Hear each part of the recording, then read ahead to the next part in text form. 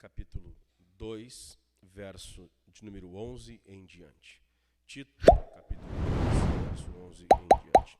Que alegria, hoje temos bastante visitantes também, sejam todos bem-vindos, é uma alegria recebê-los aqui entre nós. Nossa reunião de homens é sempre a segunda quinta-feira de cada mês. Nós estamos nos encaminhando para o final do ano. Depois de hoje terão apenas mais 2 reuniões e possivelmente a última reunião de homens será um pregador de fora. Ainda estou vendo com esse irmão e vai estar nos abençoando aqui.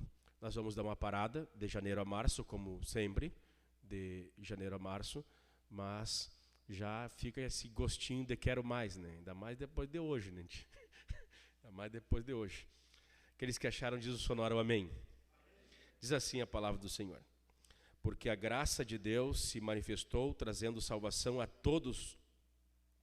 Ela nos educa para que, renegadas as impiedades e as paixões mundanas, vivemos neste mundo de forma sensata, justa e piedosa, aguardando a bendita esperança e a manifestação da glória de nosso grande Deus e Salvador Jesus Cristo. Ele deu a si mesmo para nós, Ele deu a si mesmo por nós, a fim de nos remir de toda a iniquidade e purificar para si mesmo um povo exclusivamente seu, dedicado à prática das boas obras e dedicado às boas obras. Até aqui a palavra de Deus. Enquanto vocês cantavam, enquanto nós cantávamos, como é poderoso ver os homens da igreja cantando e adorando ao Senhor. É quase que um exército, aquela marcha quando vamos para a guerra, assim, né? É muito poderoso. Acho que o diabo deu uma fugida aqui do quarteirão agora, com essa canção. É muito poderoso. Quando os homens se posicionam no lar, na igreja, na adoração, isso é muito, mas é muito poderoso. E é belo, né? Sem contar que é belo. Belo para dedéu. Pois bem, meus irmãos, hoje eu vou ser rápido. 8h30 eu vou estar encerrando. Não, sério. 8h30. Eu estou desde as 7 horas da manhã aqui. Eu preciso terminar às 8h30. Hoje eu vou conversar de forma rápida, simples, clara e bem objetiva com você sobre o que é um homem cristão. O que define realmente um homem da igreja, um discípulo de Jesus. Paulo nos fala aqui sobre 4 marcas de um homem realmente convertido. 3 marcas de um homem realmente que foi objeto da graça de Deus. E aqui dispensa comentário do que o homem precisa encontrar-se essa graça, tendo em vista a desgraça que a masculinidade hoje em dia está vivendo. Dispensa comentário. Acho que eu passei o ano todo falando sobre essa verdade. Mas vamos pensar aqui, um homem que realmente encontrou o Evangelho, realmente encontrou a graça de Deus. A graça de Deus se manifestou em Jesus e Paulo dá 3 marcas, 3 evidências que um homem, um pai de família, solteiro, casado, viúvo, divorciado, realmente conheceu a graça salvadora. Realmente é crente, realmente é cristão. Especialmente no verso de número 11, ele diz, porque a graça de Deus se manifestou, trazendo salvação a todos. Ela nos educa para que, renegadas as impiedades e as paixões do mundo, vivamos. Como é que vive o homem cristão? Como é que anda o homem cristão? Como é que serve o homem cristão? Como é que ele se expressa na vida para que vivamos neste mundo? Então Paulo começa a dizer 3 maneiras: de forma sensata, de forma justa e de forma piedosa. A palavra sensatez aqui tem a ver com bom senso. Tem a ver com a capacidade de discernir a vida, discernir as coisas e tomar as decisões de forma correta. Em outras traduções você pode ver que o homem de Deus, que foi alcançado pela graça de Deus, ele tem a capacidade de dominar-se. Ele tem bom senso, ele não é guiado pelos impulsos, pelos vícios ou pela sua natureza carnal. Ele tem a capacidade de controlar-se. Ele não é dominado pela ira, pela inveja, pela vanglória, pelo orgulho, pela lascívia, pela luxúria. Ele tem a capacidade de controlar-se. Ele tem sensatez, ele tem bom senso, ele tem noção, ele tem juízo, ele tem essa capacidade de não ser dirigido pela paixão, pelos sentimentos, pelo emocionalismo. Ele é um homem, ele consegue executar aquilo que Deus o chamou. Deus disse a Adão, ele fez o jardim, os animais e disse, domine, controle sobre tudo, especialmente sobre si mesmo. Ele controla o seu tempo, controla os seus impulsos, controla o seu coração. Meninos, bebês não conseguem dominar-se, crianças não conseguem dominar-se. Os adolescentes às vezes não conseguem abandonar o vício do PlayStation. Adolescentes não conseguem medir o tempo e as coisas. Mas os homens de Deus, eles conseguem controlar-se. Bendito seja o nome do Senhor. Domínio próprio é a primeira virtude, está lá no nosso banner. Virilidade e virtude. O que faz o homem viril, o que faz o homem ser um homem de verdade, um homem de honra, um homem forte, um homem respeitoso, é a sua capacidade de se autocontrolar. Controla a sua força, controla os seus pensamentos, controla o seu sentimento. Ninguém tem influência sobre si. Ele, no poder do Espírito Santo, domina-se a si mesmo. Abra rapidamente Provérbios, capítulo de número 16, verso 32. Capacidade de dominar-se é uma dádiva gloriosa, poderosa, diz Salomão no texto bíblico. É melhor ter paciência do que ser o herói de guerra. O que domina o seu espírito é melhor do que o conquista uma cidade. Nossa. Um homem que consegue controlar-se é melhor do que valente, do que conquistador e dominador de terras. O homem que consegue governar e controlar o seu espírito. Infelizmente, nós vivemos uma geração em que os homens têm ataque de pelanca. Se o homem, se o esposo, se o pastor, se o líder que foi dado a autoridade e o governo sobre ele se mostrar frouxo e fraco na hora da batalha, imagina a mulher, imagina os filhos.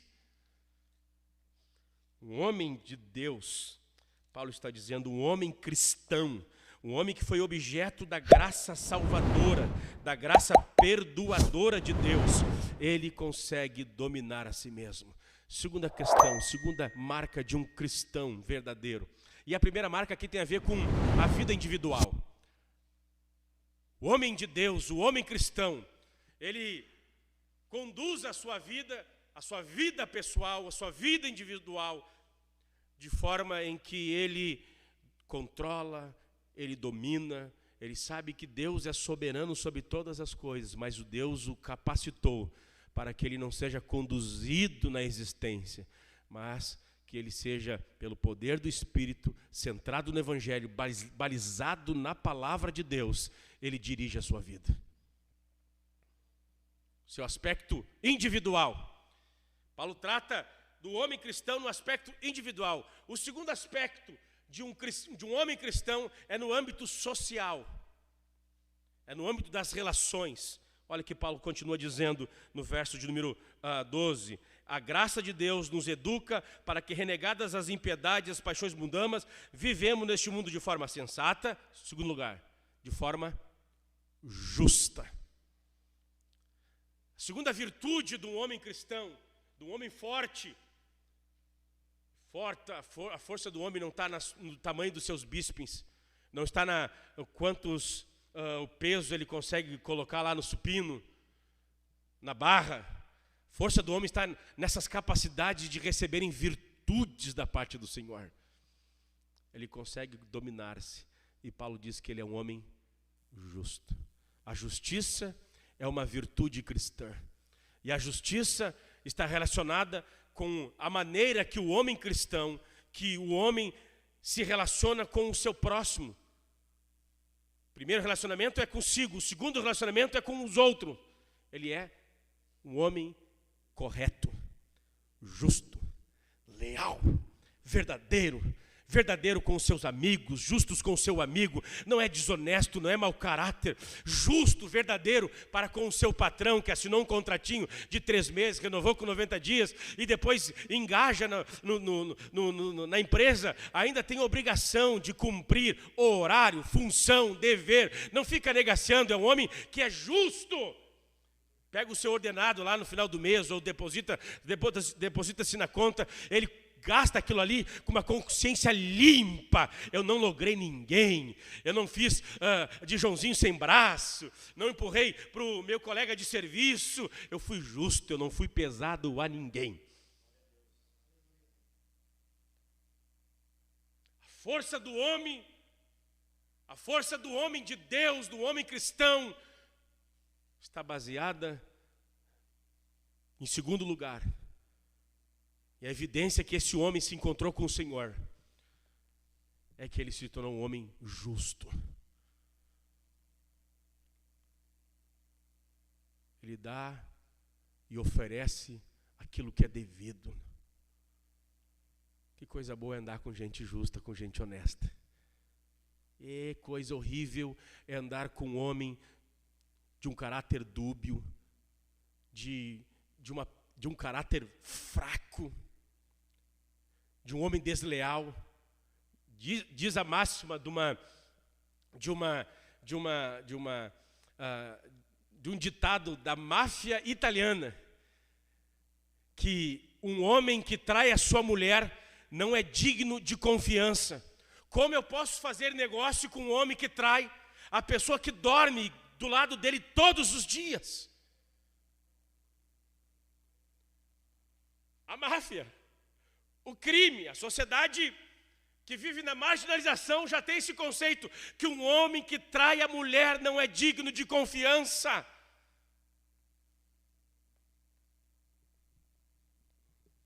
Paulo diz que a graça de Deus nos capacita a viver de forma sensata e de forma justa, de forma honesta, de forma leal, de forma verdadeira. Terceiro e último lugar. Falei que ia ser rápido, né? Vocês não acreditaram, né? Você não parece crente. Terceira evidência de um homem cristão genuinamente convertido.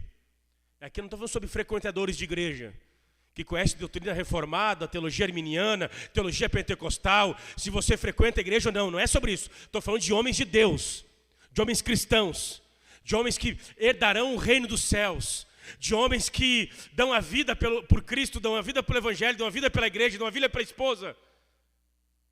Paulo diz que os homens que encontraram a graça de Deus têm domínio próprio. Os homens que encontraram a graça de Deus são homens justos, são homens honestos, são homens leais. Honram os fios dos bigodes. Eu ia falar quase com... Eu vou ficar quietinho, quero que outras pessoas ouçam isso aqui. O pastor está falando palavrão na igreja, Assembleia de Deus, que coisa horrível. Paulo diz assim, para que vivamos de forma sensata, de forma justa e de forma piedosa. Primeira relação do homem cristão é consigo mesmo. A segunda dimensão do homem cristão que foi alcançado pela graça de Deus é com relação ao próximo. Suas amizades, seu trabalho, sua vida conjugal, sua vida com os filhos, é alguém justo, honesto, verdadeiro. E o terceiro e último aspecto daqueles que realmente são objetos da graça de Deus, homens de honra, homens fortes, homens de valores. O terceiro aspecto é um aspecto espiritual. A graça de Deus nos tornou pessoas que têm domínio próprio, pessoas justas, e nos faz a viver uma vida piedosa. A virtude da piedade tem relação com o Senhor. A virtude do domínio próprio tem a ver com a minha pessoa, os meus impulsos, os meus vícios, as minhas taras, as tentações internas e externas. Eu consigo controlar o poder do Espírito Santo. Justiça tem a ver com as relações sociais, a vida do homem como agente social. as mais diversas situações sociais.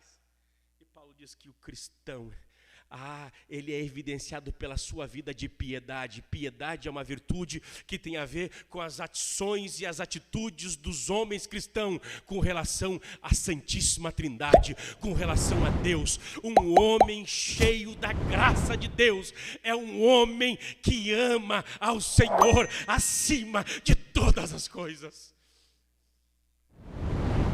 Homem de verdade não é quem transa mais, quem pega mais mulher. Homem de verdade não é aquele que tem o melhor carro. Homem de verdade é aquele cuja vida é marcada por piedade. E Elias caminhava em certa região e a mulher viu, eis ali vai andando um homem de Deus. Eis ali vai um homem de Deus. Deus fez o homem e o fez para que este venha gozá-lo, desfrutar da companhia e da presença de Deus. Deus fez o homem para a sua glória e para o seu louvor. Abra rapidamente Êxodo capítulo 20, o verso 3. Êxodo capítulo 20, o verso 3. Primeiro e maior mandamento de todos. Êxodo capítulo 20, o verso 3. Aleluia. Olha o que diz o texto sagrado. Vamos ler o prólogo também. Então Deus falou todas as palavras: eu sou o Senhor, seu Deus, que tirei da terra do Egito e da casa da servidão. Verso 3. Não tenha outros deuses diante de mim. Homens que foram homens cristãos, homens verdadeiramente salvos, homens verdadeiramente objetos da graça perdoadora, da graça reconciliadora. Eles têm essa terceira virtude fundamental no seu caráter. Eles têm uma vida de piedade, que é o cumprimento do primeiro mandamento. Eles honram a Deus acima de qualquer outra coisa. Não tem outros deuses diante do Senhor. Eles servem a Deus, eles temem a Deus, eles amam a Deus, eles adoram a Deus, eles louvam a Deus. Um cristão de verdade, não é a mulher que tem que ditar o culto doméstico. Um cristão de verdade, um homem verdadeiramente cristão, ele olha para os seus filhos e para a sua esposa: os meus filhos precisam conhecer esse Deus que me redimiu e que me salvou. Não é pesado, não é difícil. Eu não vivo dando desculpa no domingo de manhã para vir no culto, ou no culto de oração, de ensino, ou para ler diariamente a Bíblia Sagrada. Ai, pastor, eu não sei, eu gosto do louvor da igreja, eu gosto de ler os hinos da igreja. Eu cansei de ver, marmanjão me diz, eu não gosto de ler a Bíblia, me dá sono. A Bíblia é a palavra de Deus, do nosso Deus, do nosso Redentor.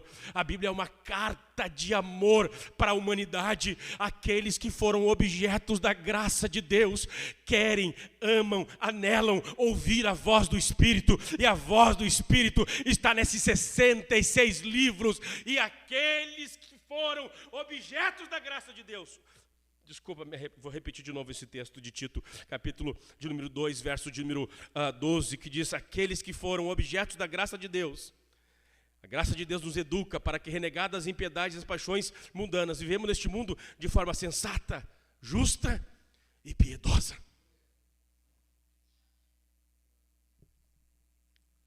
Justa e piedosa. Eu quero acreditar que foi do Israel esse negocinho, né?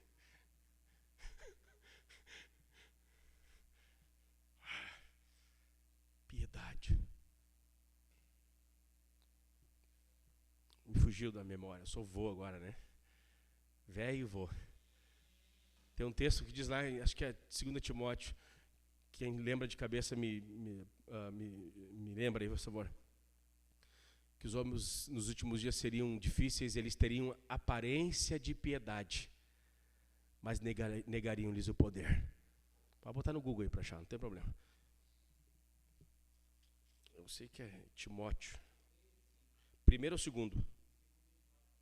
2 Timóteo 3,5. Vamos abrir essa Bíblia. Abra sua Bíblia e acompanhe comigo. Eu ainda tenho 5 minutos. 2 Timóteo 3,5. Olha o que diz o texto sagrado. Vamos no verso 1. Mas vocês precisam saber disso. Nos últimos dias sobrevirão tempos difíceis. Eu comecei no verso 1. Pois os seres humanos serão egoístas, avarentos, orgulhosos, arrogantes, blasfemadores, desobedientes aos pais, ingratos, ímpios, sem afeição natural, implacáveis, caluniadores, sem domínio de si, cruéis, inimigos do bem, traidores, atrevidos, convencidos, mais amigos dos prazeres do que amigos de Deus, tendo aparência de piedade, mas negando o poder dela. A gente olha na igreja assim, nossa, terninho, gravata, até chora, levanta a mão, tem uma aparência de piedade. Ter aparência de piedade é muito simples, homens. Basta você falar as coisas certas, na frente das pessoas certas, no momento certo. Você passa por um cristão, passa por um religioso, passa por um homem de Deus, mas a pior coisa é ter apenas aparência de piedade. Paulo está dizendo que aqueles que encontraram a graça genuína, a graça verdadeira, flui do seu coração, essa terceira virtude, eles são de fato piedosos, eles buscam a Deus, eles se interessam com as coisas de Deus, eles se preocupam com o reino de Deus, com a missão de Deus, com a glória de Deus. Orar não é um fardo. Para religioso é um fardo orar, mas para os filhos de Deus, nós não vivemos mais no pecado como nosso ambiente, nosso habitat natural. O pecado é um acidente na vida dos salvos. Eles pecam, mas eles agora se entristecem, eles ficam angustiados com este pecado. O pecado é um acidente, eles agora vivem uma nova vida, e essa nova vida, essa nova natureza, faz eles amarem a igreja, amarem a Jesus, amarem a missão, amarem a Bíblia Sagrada, amarem ter comunhão com o Senhor.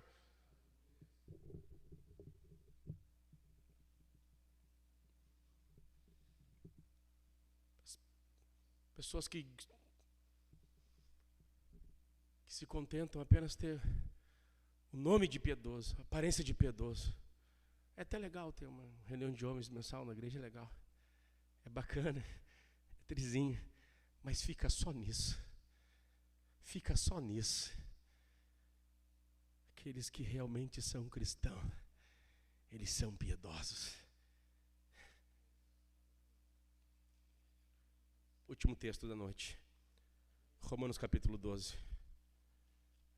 Verso de número 1. Romanos capítulo 12 e o verso 1. Portanto, irmãos, pelas misericórdias de Deus, peço que ofereçam o seu corpo como sacrifício vivo, santo e agradável a Deus. Este é o culto racional de vocês. E não vivam conforme os padrões deste mundo, mas deixem que Deus os transforme pela renovação da mente, para que possam experimentar qual é a boa, agradável e perfeita vontade de Deus. O homem cristão, o homem que foi objeto da graça salvadora, não se contenta apenas com a aparência no culto. A sua vida é um culto. Rogo-vos que apresentei os vossos corpos como sacrifício vivo, santo e agradável a Deus. Eles se transformam em templos ambulantes da glória e da presença de Jesus. Não sou crente apenas nas quintas-feiras, ou no culto de oração, ou no culto de domingo de manhã da minha igreja. Eu sou crente de segunda a segunda. A minha vida é um culto. Tem muita igreja que está morta, tem muitos cultos que estão mortos porque as vidas deixaram de ser um culto. O que acontece no domingo de manhã chama-se celebração. Culto é vida, a minha vida deve ser um culto ao Senhor. Paulo está dizendo que a graça de Deus nos alcançou, e a terceira marca de um homem cristão que foi alcançado pela graça, ele tem domínio próprio, ele tem uma vida justa, reta diante dos outros, ele tem uma vida social ilibada, mas ele também tem uma vida espiritual. Como é que está a tua vida espiritual diante de Deus?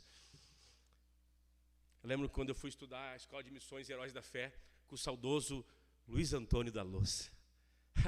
Que privilégio. Luiz Antônio chegava para o nosso ouvido assim: como é que está? Falando, boa tarde ou boa noite. Como é que está? Estou bem. Como é que está? Como é que a igreja está lá? Está bem. Como é que está o teu pastor? Está bem. Daí ele olhava bem sério nos nossos olhos. Assim: Leão, O que o Espírito Santo tem falado nos últimos dias no teu coração?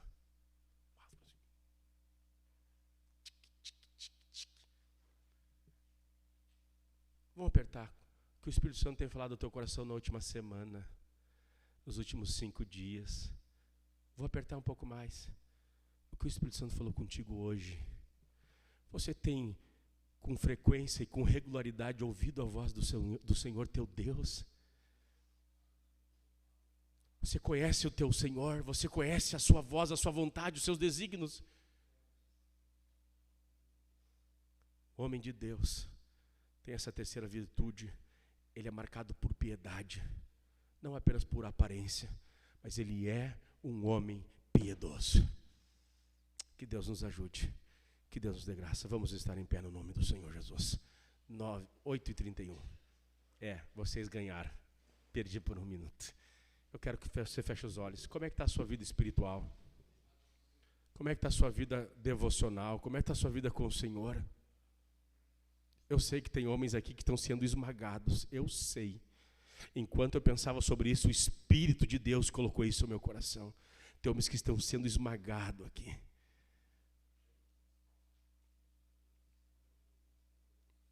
Confesse ao Senhor, diga para Ele. Como é que tua vida está com relação aos outros? A tua mulher, aos teus filhos, ao teu pastor, à tua igreja, aos teus amigos, aos teus irmãos, tua família, ao teu patrão. Como é que está? Como é que está a vida pessoal? Você controla os seus pensamentos, seus impulsos, como é que está? A graça de Deus está nesse santuário. Deus é um Deus de toda a graça, Ele está aqui. Bendito Deus e Pai que está nos céus. Nós estamos aqui, Senhor, ouvindo o Teu Santo Evangelho, que nos ensina a sermos homens de honra, homens fortes, homens de valor. Reveste-nos com essa capacidade de controlar-nos, de nos dominar, para que possamos servir melhor ao Senhor. Não permita, Senhor, que sejamos conduzidos pelas circunstâncias da vida ou por outrem, Senhor, mas nos dá capacidade para possamos ordenar o nosso tempo, nossas finanças, nossa saúde, que nós possamos dominar, controlar, Senhor, que não sejamos controlados pelos sentimentos, pelas emoções, nem pela ganância, pela vanglória. Nos dá domínio próprio, ajuda-nos a nos autodominar, autocontrolar-nos, Senhor, ajuda os teus filhos, aquilo que tu falaste ao coração dele. Quem sabe, Senhor, ele é um gastador, quem sabe, Senhor, ele é um esbanjador. Quem sabe, Senhor, ele não consegue, Senhor, a ser um homem de uma mulher só. Ajuda teu filho a se controlar, resgata ele, Senhor, dessa situação terrível que tem vivido. Quem sabe, Senhor, teu filho tem vivido uma vida desonesta, injusta. Ajuda teu filho que ele seja cheio da tua graça. Quem sabe teu filho aqui, Senhor, tem problema com sua vida espiritual. A sua adoração, o seu culto não tem sido, ó Deus, a primazia não tem sido de Deus, não tem sido da Trindade, não tem sido de Jesus. A primazia do seu tempo, da sua casa, o culto do seu lar, a igreja, seus compromissos, o Senhor não tem a primazia. Nós clamamos, Senhor, nos ajuda, nos torna homens piedosos, homens santos, homens de valor, homens de virtude, Senhor, para a tua glória, para o teu louvor, Senhor. Oramos e pedindo, Senhor, venha com o teu Espírito Santo, vem, Senhor, fogo divino, fogo consolador, ajuda os teus filhos, aqueles que estão em problemas espirituais, problemas morais, vícios. Ó Deus, eu peço a ti ajuda, a tua palavra diz: se o Filho vos libertar, verdadeiramente sereis livres. Aonde há o Espírito de Jesus, ali a liberdade. Traga vida a esses homens. Levanta homens, não apenas da Mário Quintana, que estão aqui representando suas igrejas. Levanta homens de valores. Ó Deus, acenda, ó Deus, uma chama poderosa, Senhor, para que esta graça nos molde, essa graça nos transforme, Senhor, essa noite, e possamos ser um canal de bênção, aonde o Senhor nos colocou, em nossa casa, em nossa sociedade, em nossa empresa. Ó Senhor, no nome de Jesus, assim como Jesus, que é o varão perfeito, que tudo se controlou, que é um homem justo, reto, que a sua vida social, com os homens, com o sexo oposto, com o trabalho, com o pai, com a sua mãe, com os seus irmãos, foi um homem perfeito, Senhor. e também amou ao Deus acima de todas as coisas. Amava o Pai, buscava o Pai acima de todas as coisas. Que nós possamos seguir o exemplo de Jesus, nosso Senhor, que é o homem perfeito, Senhor. No nome de Jesus, abençoa os teus servos que aqui vieram, no nome de Jesus, no nome de Jesus, no nome de Jesus, no nome de Jesus. Muito obrigado, Senhor. Amém. E graças a Deus. Vamos encerrar cantando Eu Te Louvarei mais uma vez.